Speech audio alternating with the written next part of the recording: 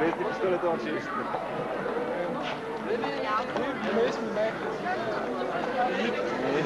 Привлитни.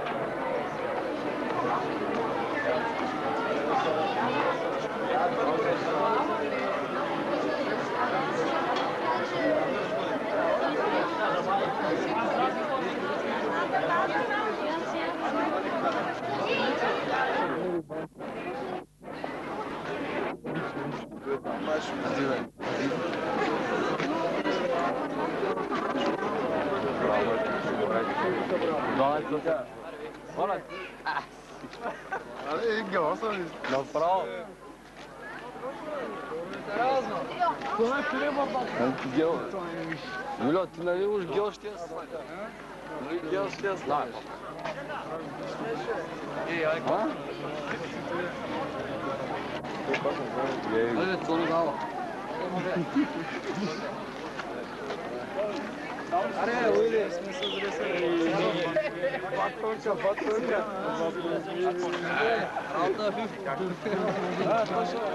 Ние сме тук център на внимание. Кой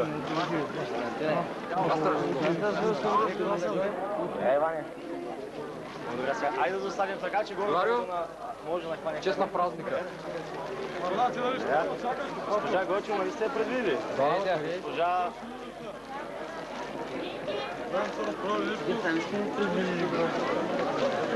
Вие двамата не знам. Добре, не повече.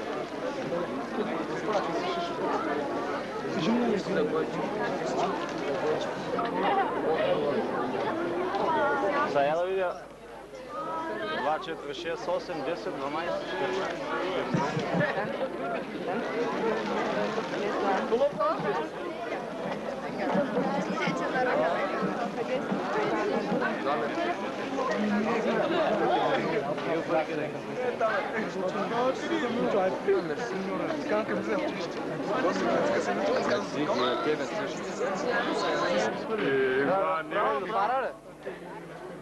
Стара е пичка. Там се записва. Къде са те? Ти са такива, наистина, този спускам дет си виждал.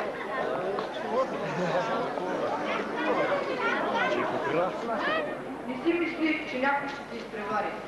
Такива винаги ги има. Дори и да напредваш чужда сила. Но ти се усмихни. Обувката, ако те стяга, сърцевната усмивка пак върви. Не казвай, нервите се свършиха, че нямаш право на това. По пътя даже и да падаш. Дигни безокъне глава. На другия за тебе дай ръка. Защото знаеш сам. Върхът единствено не е целта. Веднъж не ги обиди. Трябва да се браниш сам за всичко. И за това наистина живей. Болен като птица, без кръчки. И така, останаха ли ви думи, за да ни ги кажете, господин Лазаров?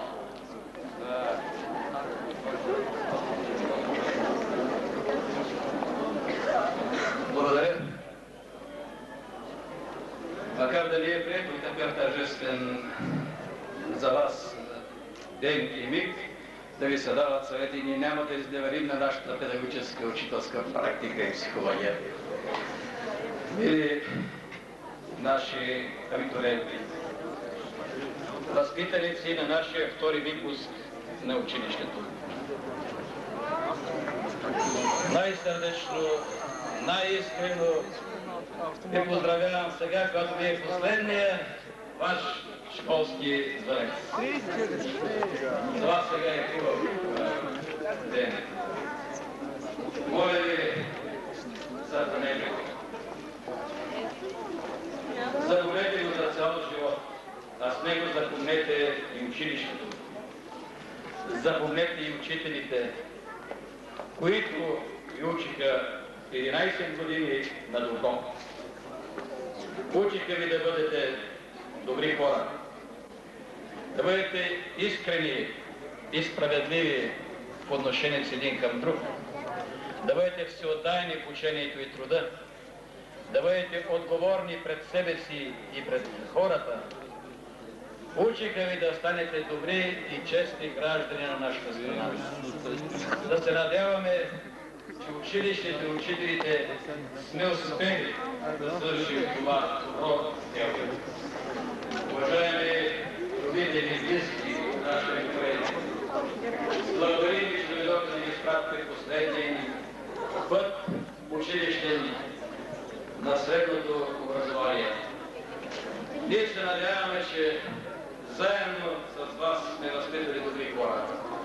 Нека да им пожелаем да имат сили, оптимизъм, амбиции да се борят и преодоляват трудности в днешното преломно време, да защитат себе си и своята и вашата семейна чест, честта на училището. Желаем ви, драги абитуриенти, мили наши възпитаници, желаем ви успех и на добър час!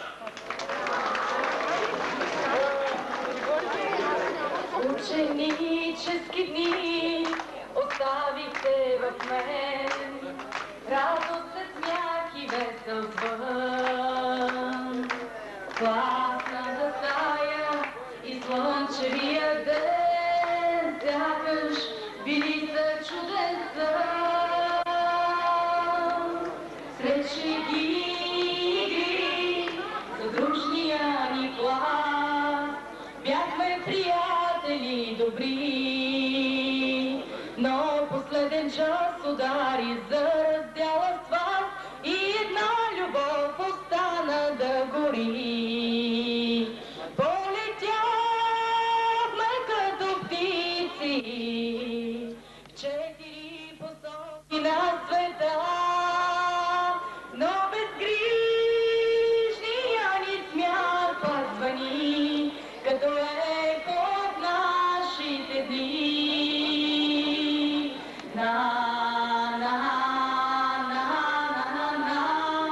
Една позната песен пак звучи.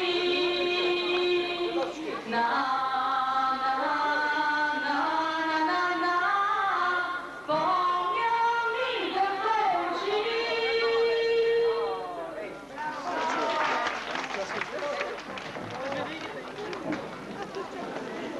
Участвайте, не бързайте минути, не дейте се използва от ръцете ми. Днес времето разпръсква нами спомени, които ще заключа в сърцето си. Днес аз намирам себе си, потърсвам се всички грижи и неочаквано за мен откривам, че раждането става при живее. Вървя с неуверени стъпки по пътя, изминат от хиляди, и във всяка крачка откривам по една истина. Разбрах, че щастието не идва само, не се подарява. Трябва с нещо да го заслужиш, с безсънни нощи и вяра в хората. И за да не се превърнеш в сборник от тъжни разкази, трябва с кръста да откриваш началото на едно тръгване. Вървим с търсещи стъпки по пътя, изминат от хиляди, и във всяка крачка ще откриваме недокоснато къще земя. Ято пред полет.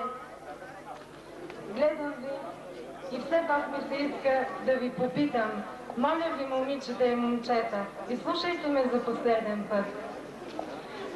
Сега, когато вие поемете своя път, мислите ли си за нас, за вашите учители, за вашите класни ръководители?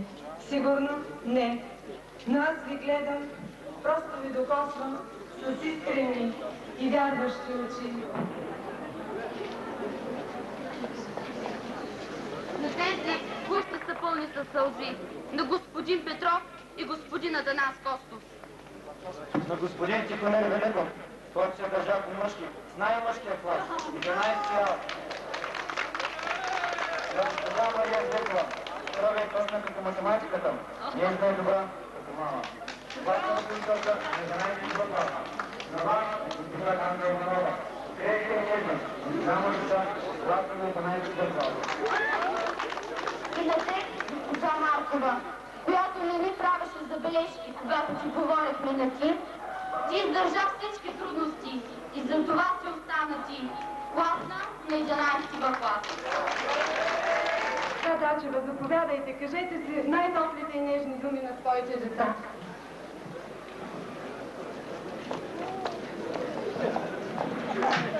От името на всички родители и ваши близки да ви поздравя с днешния дългоочакван и така желан от вас радостен момент, деня на вашата зрялост. Радостен този ден, тези тържествени мигови, с които и постоите и живеете. Момичета, тук не само момичета.